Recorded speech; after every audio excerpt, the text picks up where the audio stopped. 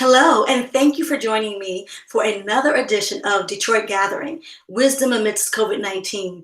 This is an opportunity for us to gather the wisdom that we can take from this great time of great turning. And today I am really excited to have a special guest, Rochelle Riley. She's a noted journalist, and she has been serving as the Director of Arts and Culture here in Detroit. Thank you so much for joining me, Rochelle. I'm glad to be here. And could you please tell us a little bit about what you do as the Director of Arts and Culture for Detroit? Well, after 20 years as a columnist, almost 20 years for the Detroit Free Press, I decided to pivot and do something else that I love. And Mayor Mike Duggan appointed me to this position, which did not exist. We have not had an arts and culture department or director in Detroit for, decades. And my first job is to nurture and provide support and to make sure that the city is making life easier for our creative arts community, which is huge.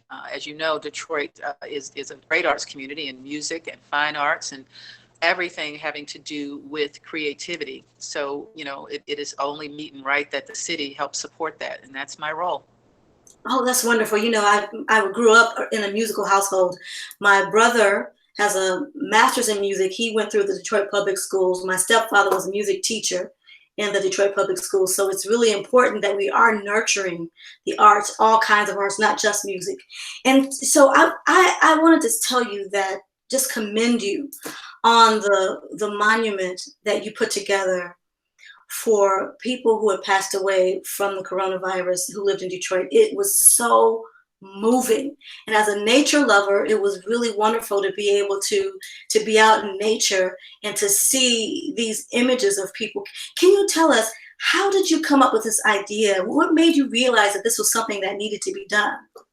Well, actually, I didn't realize it. It was an assignment. The mayor has regular conversations with constituents and residents, and those turned to Zoom calls when COVID hit.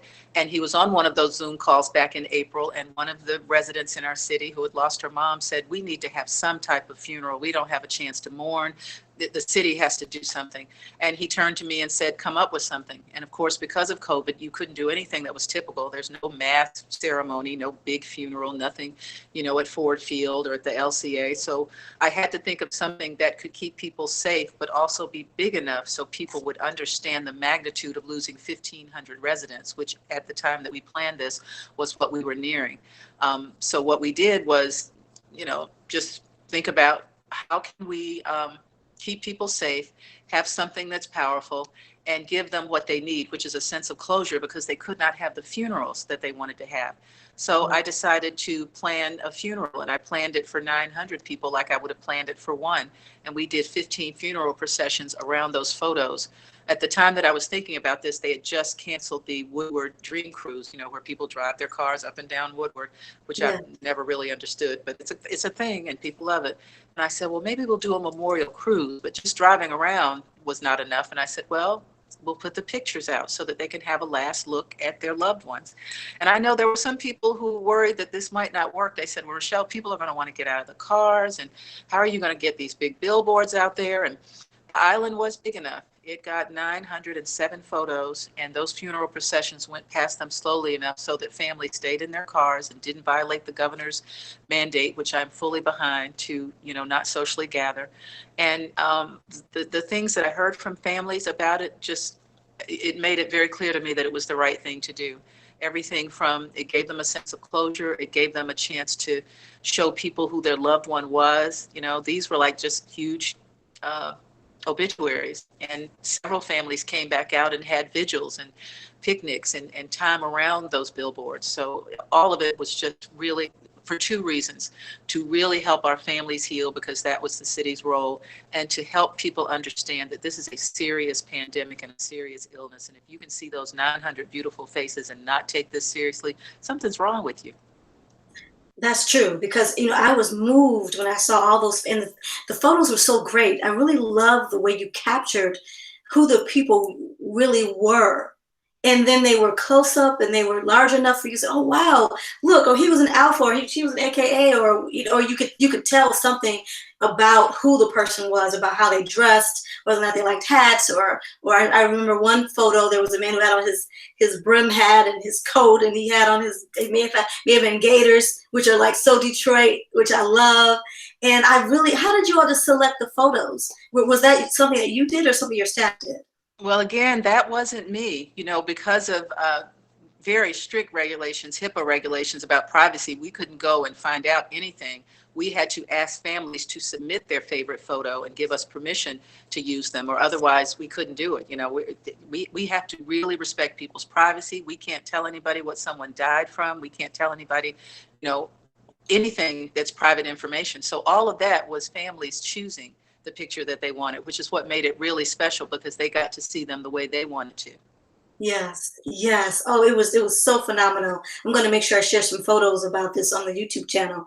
And can you tell me, how did the families respond to the memorial after it was up? And I know you said some families came and cooked out, but did you get any type of response from families once the memorial had gone up? We started putting the photos out on the Saturday before the Memorial Day. August 31st was the day that the mayor declared Detroit Memorial Day, because we needed to have something that big and that special. But we started putting them out on Saturday, and people who were out there just on a regular Saturday at Belle started seeing these photos, and they started calling people and putting it on Facebook. By Sunday, when they were trying to finish putting up the photos, the island was so packed they had to close it down several times just to, keep the traffic going. So on Monday, when it was just for families, was the only time that you saw that very regal, very private, those processions led by police with funeral hearses, empty funeral hearses. The spirit of those folks was in each of those hearses, and 15 of those processions went around all day until dusk. And then, in some cases, families were sobbing in the car. We gave them a rose and a box of Kleenex, and there were lots of people along the way to make sure they were okay. We had literally 50 volunteers on the island just to wave and offer condolences and make sure everybody was okay as they went by in the processions.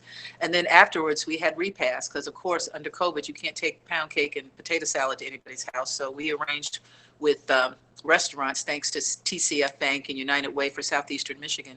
They paid for a repast by giving each of the families an $80 voucher so they could go and pick up dinner somewhere and then go home and watch the fireworks. So it was really like a funeral. It was like what would have happened, what all of these folks deserved and didn't get to have because of COVID.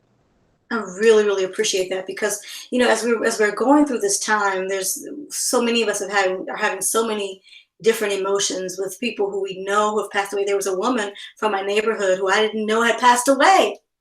I hadn't seen her, and then after the memorial was over, they had the picture on her lawn, and I was like, "Oh no, she passed away." We had that happen several I would times. not have We were known. putting the pictures out. There were people on Sunday before the memorial who were part of that huge crowd.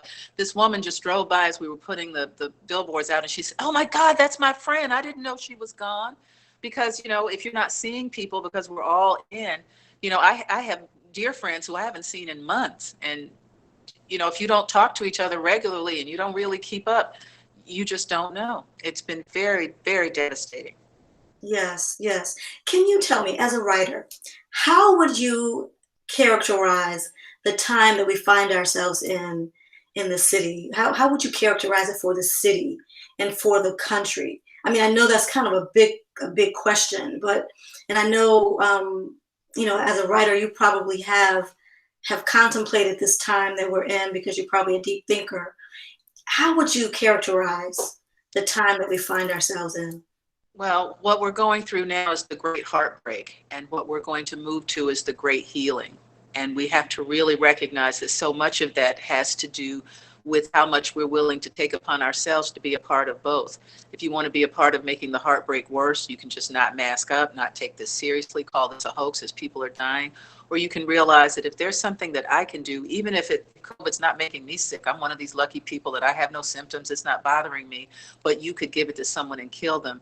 then you can be a part of the healing and moving towards this getting better instead of being a part of the heartbreak. And when we get to that point where we're trying to move into the new normal, then there's going to have to be a lot of healing going on with our kids who are seeing just horrible death and not being able to go to school. And, this is very traumatizing for adults. I can't imagine what it's like for kids. And then families, how it's hitting them economically. We have to make sure that we come through this. This will be as big in magnitude as the Great Depression if we're not careful to take it as seriously as that and understand all the different ways that it's hurting us economically, emotionally, socially, politically. We have to make sure that we pay attention to surviving this intact. Yes. Thank you so much. So well put. Again, thank you so much for your time. I really appreciate you. And I'll be sure and let you know when this segment is up so you can see it, or I'll let you Just know. let me know. I'd like to share it with people. I have to, before we go, thank the Department of Neighborhoods, which is this amazing department in city government that people don't always understand what they do. But those Department of Neighborhood managers who are in every city district and keep up with residents and what they need, they help make this happen. I could not have done it without them. And two of them in particular, Brianna Sullivan, who's responsible for our families and volunteers, and Malia Howard, who's responsible for everything. I mean, she touched every photo. She made sure that things got done.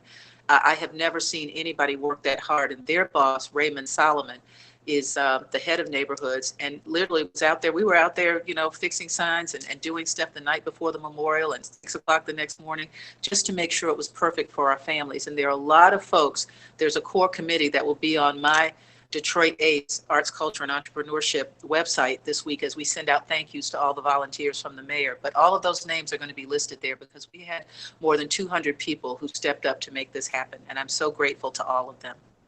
Okay.